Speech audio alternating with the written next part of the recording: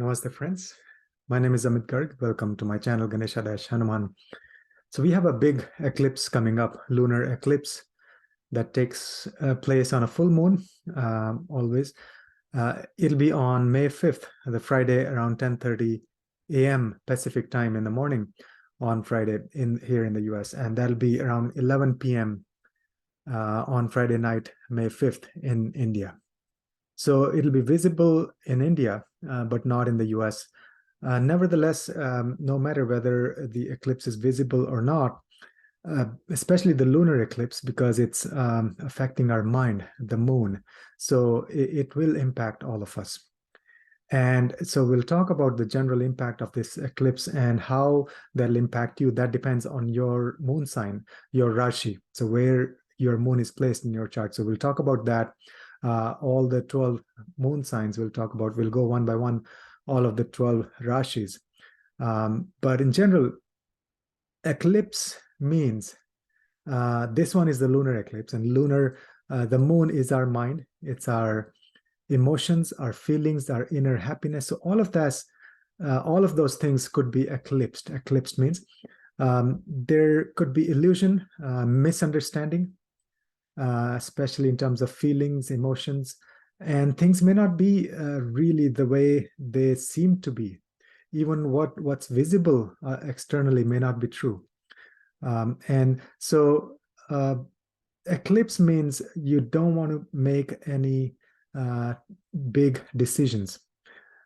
Or at least if you have to, then think through the consequences, think through all the details before you make any decision.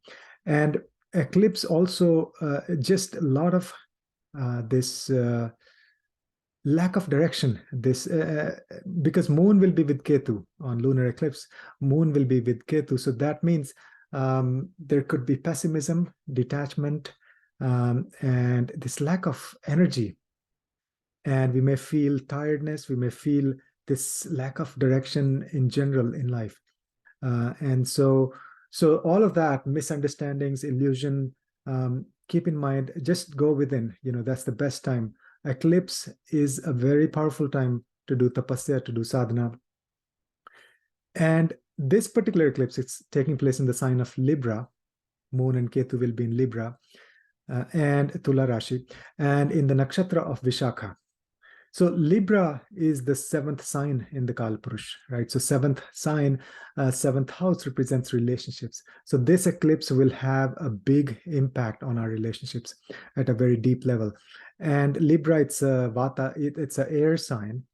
And opposite Libra is Aries, where we have 4 major planets in the fiery Aries Pitta sign, right? So this air and fire is coming into play, 6 planets affecting each other directly, and then trines. So a very, very sensitive period. Now, Vishakha nakshatra is the only nakshatra that has 2 deities, Indra and Agni. Indra, as we know, is the king of the gods. He's the king of the gods and may have a lot of ego and indulgence, pleasures, all of that.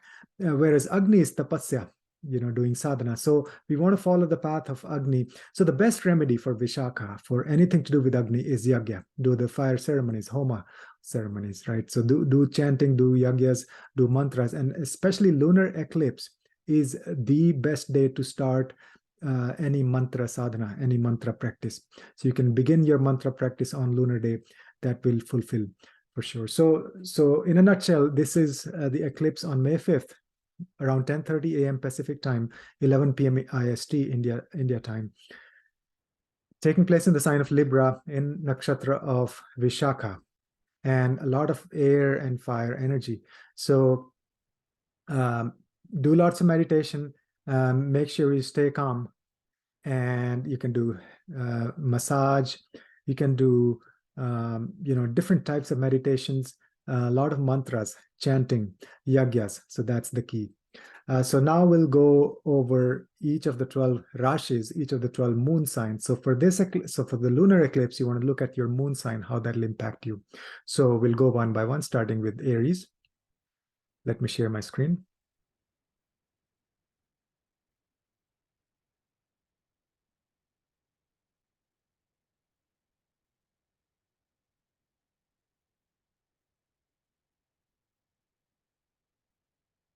All right, so this is the chart for May 5th, around 10:30 a.m. in the morning Pacific time. So you see Moon and Ketu here, and it's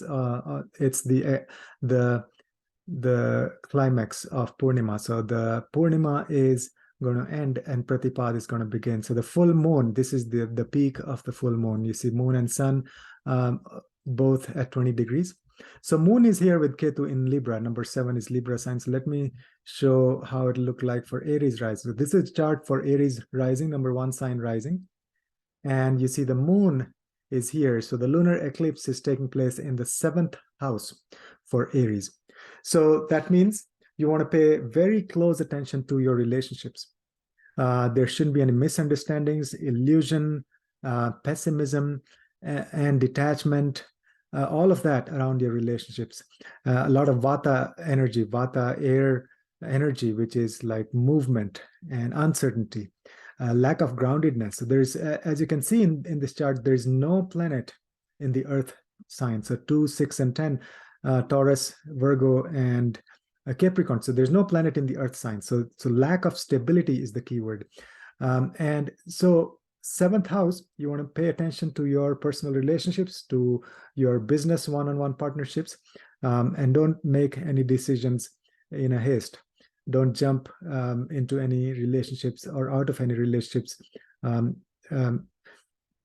without thinking through other things. So pay attention to your relationships, and also in general, other people. So the 1st house is the house of self, 7th house is the house of other people. So anything to do with other people, just ignore all the chatter in your mind, or ignore all the pessimism, all the thoughts going around other people in your mind during this eclipse.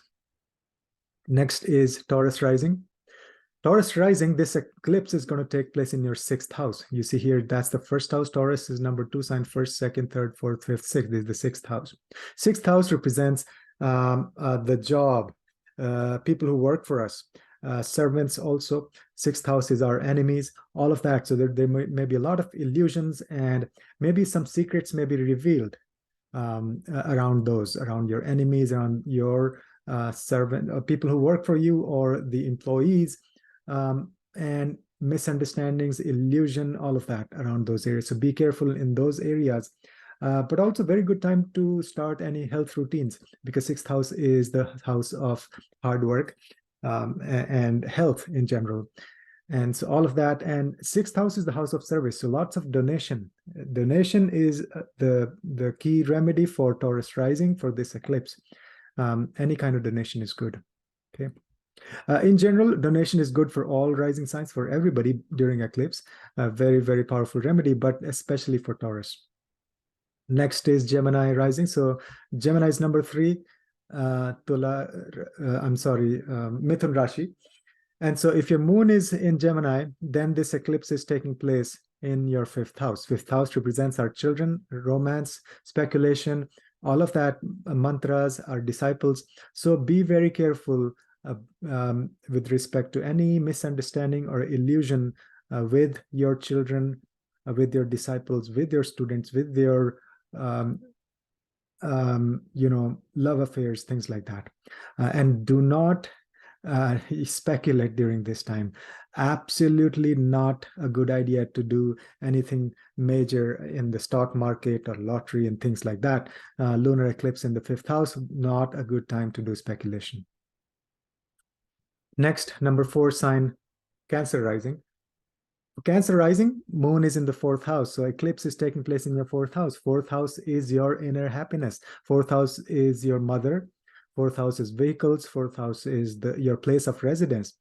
And so all of that, you should be careful not to have any misunderstandings or illusions around those areas with your mother, with your place of residence, with your vehicles. Some maybe get a checkup. If your car needs servicing, do that. So don't take anything for granted. Be very careful. Things may not be the way they seem to be. So all of that, be careful. And also, it'll be good for you to do things for your mother or with your mother, but be careful not to have any misunderstandings. So any kind of service, any kind of help for your mother, to your mother, will be a very good remedy. Next is Leo rising. Leo rising moon is in the third house. So eclipse is taking place in your third house. That represents our siblings, younger siblings especially. So be very, very careful in your communication with your siblings. Um, uh, be on the lookout for any misunderstanding or illusion around that. Third house is also our communication in general. So you should be very careful with all sorts of communication with everybody, not just your siblings. Written communication, verbal communication, sending out newsletters, things like that. Any kind of communication, be very careful. Also, short distance travels. Be careful when you're traveling around the city, within the city. So short distance travels, be very, very careful. Then Virgo rising, number 6 sign. Eclipse is taking place in your second house. Second house represents our speech, our family, our kutumba, our family wealth, accumulated wealth. All of that and our diet, the food that we eat. So be very careful. Make sure you're eating healthy and you're cleaning things properly. And your speech is very important. So make sure your words that you speak, they're not misunderstood. And with your family in general, just verify all your communication, all your relationship with your family. You don't want to just lay low. There's no need for any extra things or communication or starting any projects or anything with your family during this time, during lunar eclipse. Next is Libra rising. So for Libra rising, of course, the eclipse taking place in your Lagna. Lagna represents our self. Okay. So the self, meaning there may be self-doubt. Ketu may give you this pessimism or doubt in your mind. So it's not happening in reality, but it's all a play, a lila within your mind. Okay. So for Libra rising, be very careful. You may find yourself, your mind maybe you're playing games with you. Hey, this is not possible, I'm not good enough, this and that. So all of that chit chatter. And you can take care of your physical self by doing exercise, starting new health regimens, and doing more sadhana, just having more self-confidence, just aham brahmasmi, you are the universe, right? So all of that will be very helpful, but be very careful not to be analysis, self-critical, criticizing yourself, and all that mind playing games with you. Do lots of meditation, chanting mantras, all of that, very powerful.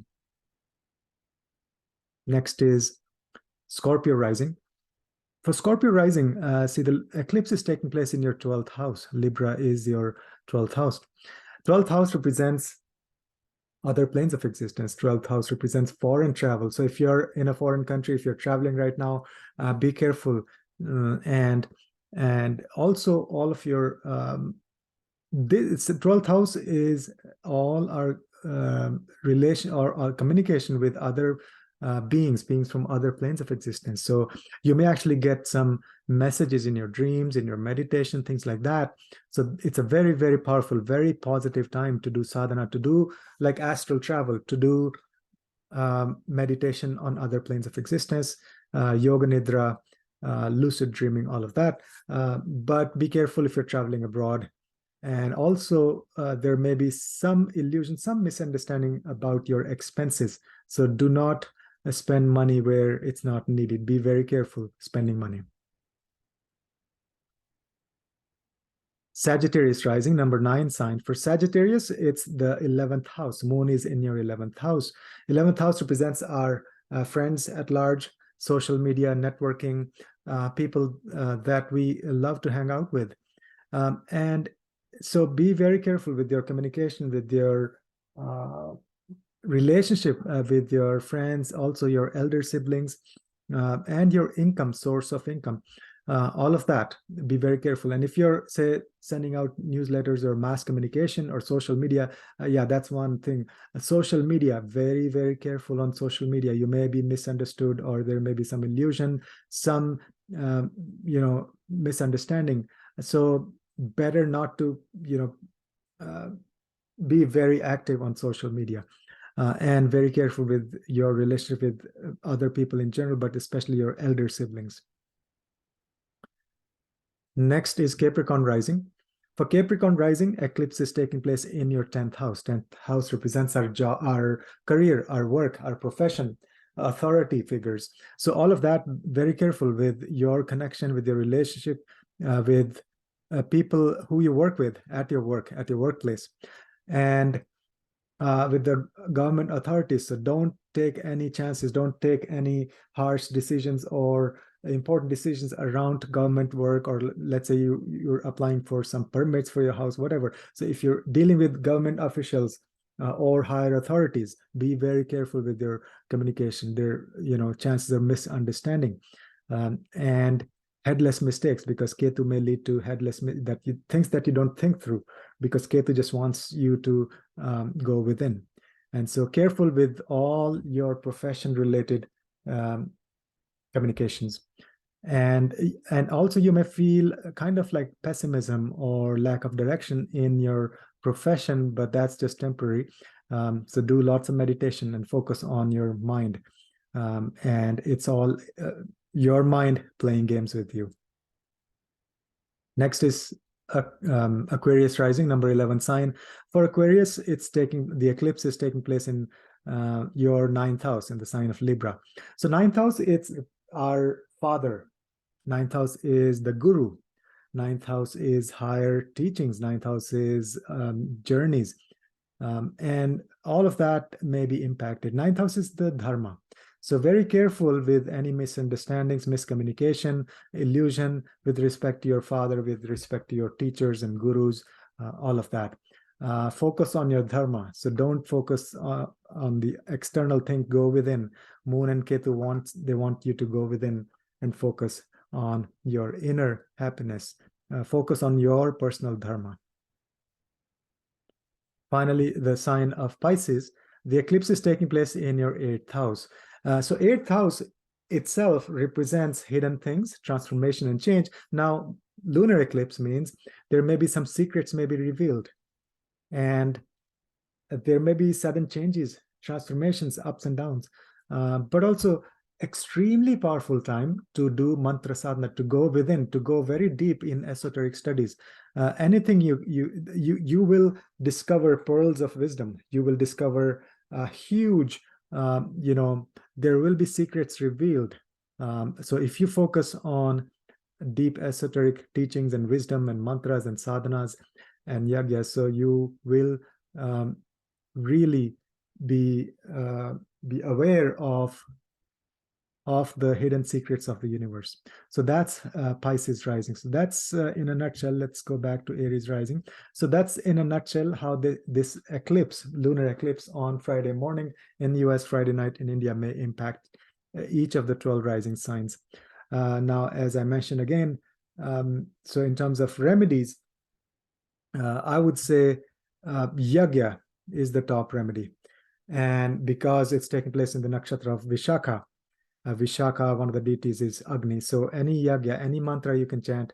And lunar eclipse, very powerful to start any mantra sadhana. So you can pick up any mantra routine, chant any mantras, start, let's say, one mala, one rosary bead every day. So you can start your mantra sadhana on lunar eclipse. You can chant any mantra and give donations also. Very powerful time to give donations. But be very careful around any misunderstandings, illusion, pessimism, things like that.